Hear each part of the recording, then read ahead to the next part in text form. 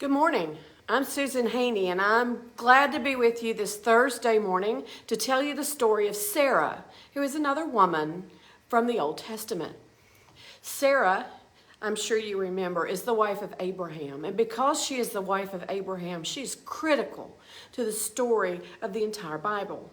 Because without Sarah, there is no Isaac, and without Isaac, there is no Jacob. Without Jacob, there is no Judah. And without Judah, there is no Jesus. She is the ancestress. She is the mother of all. Her name means princess. And she is related as being a beautiful woman. We'll talk about her being a beautiful woman again in a few minutes. She's only mentioned a few times in the Bible, and we're going to go through each of those times. They're all in the book of Genesis. She begins in Genesis chapter 11. We find out that she is indeed Abram's wife. This is before their names have been changed. And she is the daughter-in-law of Terah. That's Abraham's father.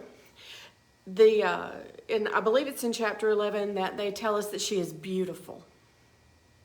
So she is a beautiful woman. So let's talk about Sarah being a beautiful woman. Now, because she is so beautiful, when Abram and Sarah go to Egypt because of famine in the land where they're living, he is afraid that he will be murdered in order to take her as the wife of the Pharaoh. So they make up together that they are going to lie, that they're going to say that Sarah is his sister. Well, throughout the ages, Jewish and Christian scholars both have tried to make it okay, have tried to make it that so that Abram didn't lie. They go through all kinds of gyrations to say that no, she really was his sister. She's also his wife, but she was really his sister. Well, the fact of the matter is that those are just speculations. There is nothing in the biblical record that indicates that Sarah was Abram's sister. They just out and out lied, which makes both of them look bad. They look even worse because in Genesis chapter 20, they do it again because of a different king. And in this case, the king Abimelech, he even says, Sarah, you told me he was your brother. I think it shows a lack of faith on both of their parts that they didn't think that God could protect them from the machinations of a king, of a powerful person.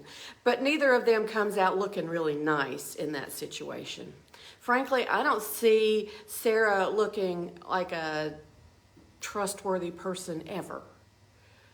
Another time that we can look at Sarah is in her relationship with her maid, Hagar.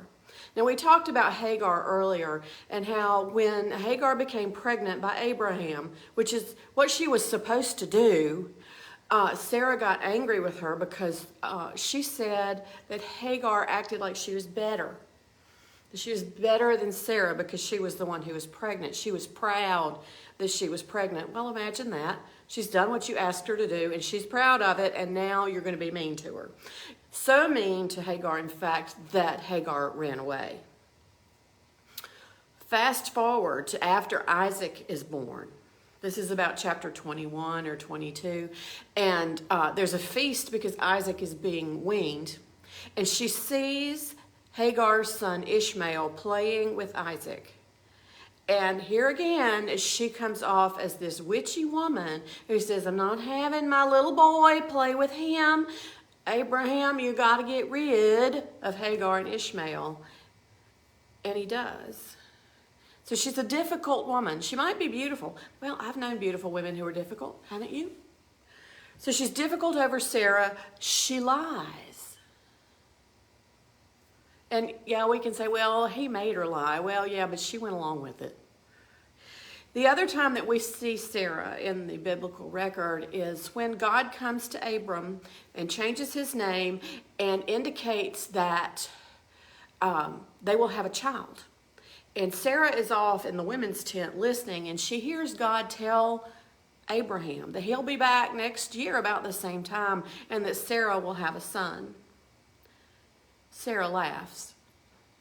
I'm not 90 years old like Sarah is, but I can understand why she might have laughed. And you can use your own imagination to come up with why Sarah might have thought that that was funny. I can come up with several reasons on my own, which we won't go into today. But yeah, I would have laughed.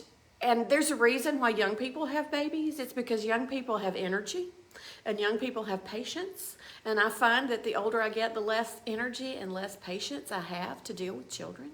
So yeah, I can see why she would have laughed. But then again, she lies and tells God, no, I didn't laugh. I didn't laugh. And God says, yes, you did. So, yeah, Sarah does not come across as a very likable person or as a person that you would want to emulate, because she has some bad characteristics.